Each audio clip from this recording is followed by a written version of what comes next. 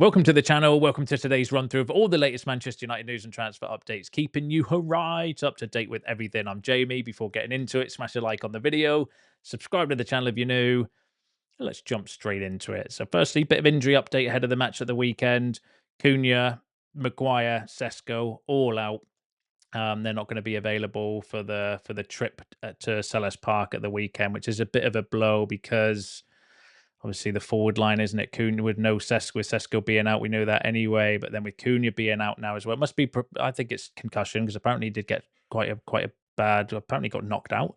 That's the rumor doing the rounds. So I'd imagine that's something to do with the concussion protocol, where they've got to be out for 10 days. I think it is. So because Amorim did say he's expecting him back for the next game. But yeah, no Maguire, no Sesko, no Cunha at the weekend. So that's going to be a bit of a tweak that we're going to need to do up front as well. Will he play in Bumo up front? Because Xerxes didn't cover himself in any glory, did he, against Everton? Or would he persist with Xerxes? Will we see a false nine? Who knows? Who knows? We're just going to give him a bit of a headache ahead of that game. But yeah, give us your thoughts on that in the comments below. There's been a really good piece that's come out today from The Athletic, which I'm not going to go through on here. It's Transfer Radar 2026, The Athletic's ultimate guide to the players clubs will be keeping an eye on, because it's a little bit fiddly to show you the kind of screens. Plus, it's behind a paywall as well, so I don't know whether I would get copyrighted for showing you the whole thing. But effectively, it's not done in any particular order, but it's just got players, and then you click on the arrow and it says like which teams are interested and all of this stuff. So I'm going to go through more around the aggregated parts of this for you, and I'm going to kick off with none other than the midfield. So this came from Laurie Whitwell, who wrote in the piece. There's multiple journalists: David Ornstein, Laurie Whitwell, Mark Critchley, and so on, doing giving opinions and thoughts and insight into those particular players and transfers and stuff. But on midfield, Laurie Whitwell said that Elliot Anderson has emerged as the primary midfield target for Manchester United. Carlos Baleba remains high on United's list, although Adam Wharton is also being looked at, which could impact Baleba's future. Now, that's interesting,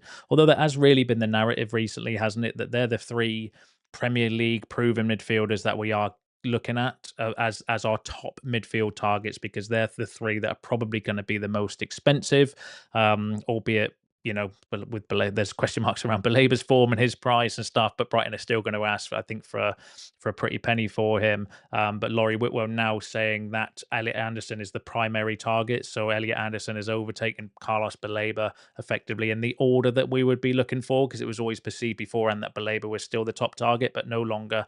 And this follows on from what Andy Mitten was saying the other day, that Abortia is saying that Elliot Anderson is the one that United absolutely want and absolutely want to go for. Which is really interesting. On Anderson himself, David Ornstein said that Nottingham Forest know Manchester United are interested in Elliot Anderson as a number 6. The 23-year-old is under contract until 2029 on £100,000 a week, so it would take a huge fee for Forest to sell. No formal talks yet, but every player has a price if his form keeps rising. So David Ornstein saying that Nottingham Forest are aware of United's interest in Anderson. So whether there's been initial talks, or whether we've just put the feels out to say, look, we'd be interested if anyone makes a bid, keep us informed. That type of shenanigans, I would suspect. So with Elliot Anderson, he's on a decent wage, isn't he, for Forest? But no formal talks yet. And this has been, this isn't a January deal anyway. This is going to be a summer deal for Anderson. So yeah, Anderson now the number 1 target, going off of the recent reports, a header, and then it looks like we're either going to potentially look at either one of then Wharton or Baleba alongside Anderson potentially. Now going back to Carlos Baleba, Ben Jacobs had the following to say regarding his situation, saying that if Carlos Baleba's current form carries on into the summer, it may affect Manchester United's stance on his valuation. Should Brighton stick to a British record price despite his dip in form, United would still admire the player, but would probably explore other options. So effectively what he's saying there is that, look, if Baleba's form continues to be poor and United do still want to go for Baleba in the summer, and then we go to Brighton and they say, yeah, still £100 million, United will just not go for that deal, because, which I suppose would give us a bit of an advantage if he is still one that you want to go for, where maybe his asking price would drop down, but the question would be, the worry would be around his form, wouldn't it? The fact that we'd be then spending still a large outlay on a player that's not had a particularly good Premier League season. So, but then that's maybe why Anderson's overtaken Baleba, because his form at the moment is stock's rising,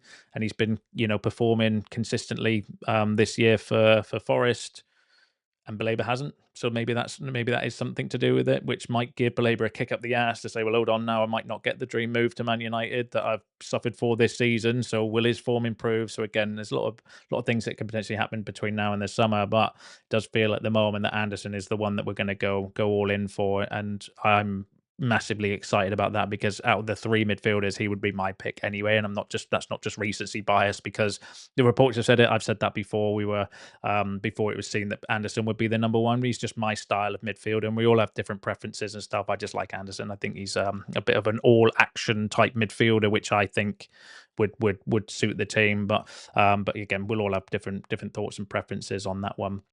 Now we'll go through the rest of the midfield news, because there's been a bit of conflicting stories regarding Joao Gomes. So firstly, Fabrizio Romano has said that Joao Gomes is one of the names under consideration at Manchester United for the midfield position. Gomes is very keen on a move to Manchester United, even without European football. But then we had David Ornstein say that Manchester United sources say there is no truth in reports that they are pursuing Joao Gomez. Wolves counterparts deny knowledge of interest from United and insist talks between the clubs have not happened. So that's a little bit conflicting. We'll go through what Romano actually said, because it links in with the other midfielder that's a possibility for January, if we are going to do a January deal for a midfielder, which is Conor Gallagher. So Romano said the following: Joao Gomez is one of the names under consideration at Manchester United. He's appreciated, seen as an opportunity eventually if Wolves decide to let him go in January. Joao Gomez is not considered an absolute priority, but eventually an opportunity if Wolves decide to let him go in January. And so that's the bit on Joao Gomez. And then on Conor Gallagher, he said Atletico wants around 30 to 35 million euros for Conor Gallagher. At the moment, they're not opening the doors to a loan move, but let's see if the situation can change in January. Gallagher is seen as similar to Joao Gomez as an opportunity, not a top priority. So I think Romano was maybe coming more from the players' side in what he was saying, that Joao Gomez would want to come to United if we made a move, if he becomes available. But David Ornstein saying that they're not aware of any particular talks going on at the moment, and that's not unrealistic, because we're still late November. Although you would like to think that if we are going to make a move for one of these, we maybe have to start doing something fairly soon. But yeah, we'll keep an eye on those. But it's looking like maybe if it all comes down to what United decide to do, because if they want to if they want to go for Anderson and Baleba, let's say, for example, or Anderson and Wharton, whichever combination of the three Premier League, that's a massive amount of money. And in which case, if that's the priority and they're confident they can go for those players and maybe even get them done in the summer, then we're not going to go for anyone in January. But if the feeling is that actually, no, maybe we've got enough money to go for one of Anderson, maybe they would make a move for Conor Gallagher or Joao Gomez in January. Because reading between the lines, it feels like, if we want to, if we're desperate, basically, or if we want to go for get somebody in January, it'll be Gomez or Gallagher are probably plausible, but they're not our main priorities. If an opportunity comes up, then maybe we would go for it. But again, it all just depends on budget and who they see as their top priorities, doesn't it, going forward? But we'll keep an eye on that one for you. Give us your shouts in the comments. In the Athletic report, though, it does say that according to senior sources at Atletico, interest was received from numerous English teams for Conor Gallagher last summer. However, La Liga side rejected those options as they preferred a permanent transfer rather than a loan. Club sources consulted now say that he has shown internally at the club that he is happy in Madrid. He tries to speak Spanish with the staff to improve his language skills and integrate with the team, and the club is happy with his work and attitude. So again, in the Athletic report, didn't mention Man United when it came to Conor Gallagher, but again, that would just depend on the opportunity, wouldn't it? That it keeps being mentioned, because reading between the lines, as I mentioned, Baleba, Wharton, Anderson. Maybe I'd throw Stiller on there as well as the sort of main priority targets. Gomez, Gallagher, opportunities. So if they become available and if we decide to make a move, then maybe we would do it in January. But if we think actually no, we don't want to waste the money getting a stopgap signing because we want to go for our priorities in the summer, then it doesn't look like they're going to make a move for the midfielder in the January. And you can let me know what you think about that in the comments, whether you think that's the right move or wrong move. We'll have to wait and see. I still would like to see us strengthen though in January. If it's not in the midfield, then surely we need to be looking at like wing backs or a backup striker or something else. Surely we can do something else in January if it's not going to be a midfielder, because we still need to strengthen. I think we're going to be suffering for the season with the current squad the way that it is.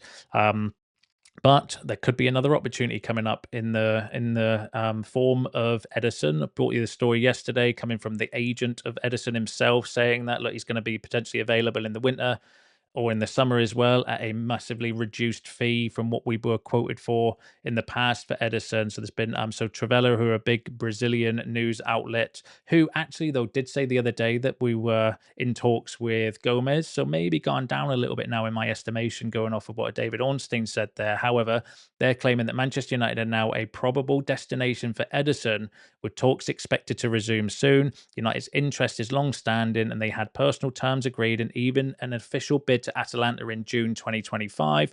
But Atalanta's board blocked the move and negotiations collapsed. So that's interesting if it was a player that we were looking at in the summer, because there haven't really been any serious links with Ederson for a while. He was a player that was talked about all the time as potentially a target, but there's not really been any links for a while with Ederson up until recently. So that's interesting. There's been another South American journalist though as well saying that Manchester United are a contender to sign Ederson. Atalanta have lowered their demand. His exit price starts at £26 million. So could that be one that we would look at as another opportunity for January? Cheap deal player that we've looked at in the past that's obviously been scouted, and I'm pretty sure, I don't know if it's 25, I'm sure it's the year before when we actually had a bid. We were in negotiations with Atalanta for Ederson, but the deal never went through. I'm sure it was the year before, but I might be wrong on that. I've had a lot of sleep since then, but I can't remember what I had for breakfast after the time. But yeah, could that be possible? I'll wait and see. Again, it's South American outlets coming out with Ederson. Feels a little bit recency bias, or a little bit convenient with his agent coming out, and now we're hearing all these stories about United maybe putting his name out there in the media to try and generate interest and get clubs to bid for each other in January and offer him different contracts and so on. But we'll keep an eye on that one for you. So, but yeah, give us your thoughts on Ederson as a potential January candidate in the comments below. Now, going back to what I said before, if we don't get a midfielder, then maybe we could at least strengthen in another area. And if we've got the funds, the other player that we've been linked with is Semenyo.